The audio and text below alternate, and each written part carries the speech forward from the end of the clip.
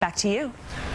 All right, Alex, thanks so much. Welcome back to high atop the 9/11 Memorial and Museum. Paul Viollis is with me right now, security expert and host of the Security Brief. Paul, good to have you with us here. Great to be here, Chris. We talk about this being a massive security endeavor. Just how big is this? From what we've heard, we know one thing, but you're on the inside. What are you hearing? When it comes to special events, this is clearly as big as it's going to get. There's going to be multiple layers of security. You've got land and air and water that's going to be covered. So there's no question between the collaboration of state, federal, and city agencies. This is as big as we're going to see. We've got the motorcade approaching the museum and memorial on West right now. Just how, from a layer of protection, it seems as though there's almost, I know there can never be too much security, but it seems as though the Pope has so much around him. And he definitely needs it. And the reason why for that, Chris, is because the foundation of security is intelligence. And the intelligence tells us exactly what we need, where we need it, and how many people we need to provide it. So with that as that bedrock, we've created a sense here that provides the Pope everything that he needs to do what he needs to do today, peacefully and safely. He's got his coordinator of the papal visit right there with him, Alberto Gaspari, who is never far from the Pope, along with the Swiss Guard, Secret Service, and all of the security detail. What is it that we're not seeing? We're seeing a lot of security around him, but what's going on behind the scenes that we're not seeing? And that's the best question of all, Chris, is the fact that most of the security that's going to be here today, and while he's here, is what you're not going to see.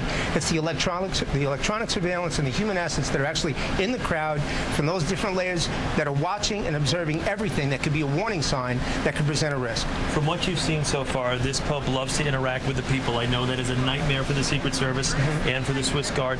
How has it been so far as the people the Pope being able to get close enough, but not so much where he's been in danger either in Washington or here? Believe it or not, Chris, it really isn't that much of a nightmare because the people that are working transportation for the Pope are accustomed to that. They're used to working with heads of state, presidents, and certainly the Pope, who's a very people-oriented person. So the primary objective there is to anticipate what he's going to be able to do, read the crowd, and have contingencies to go. As far as what you've seen, in your level of experience, have you ever seen anything like this before? This security, this event, I mean, this is an event, like you said, this is bigger than a Super Bowl. There's no question about it. Having worked with Super Bowl security, World Cup, there is absolutely, this supersedes them all, there's no question. As far as the vulnerability, what is the greatest vulnerability in your estimation or in the security experts' estimation? There's no question about the biggest issue, the highest probability of risk, is the fact that you've got terrorist groups that makes the Pope the most prolific target in history. Not just the fact that he's in the United States and not just the fact that he's here in New York, but right here at the 9/11 Memorial. This is the brass ring for a terrorist, whether it's Al-Qaeda, ISIS, Al-Shabaab, whoever it is, this is the brass ring.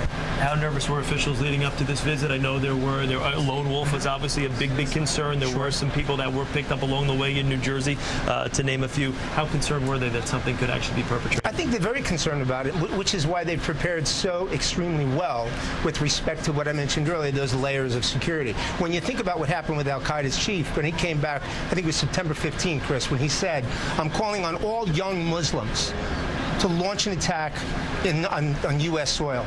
This would be the perfect time for them. All right. Paul Viollis, thanks so much. We do appreciate you taking the time. Really Pleasure. good to speak with you. Give us a little insight as to what is actually going on, not only on camera, but also behind the scenes. You are looking at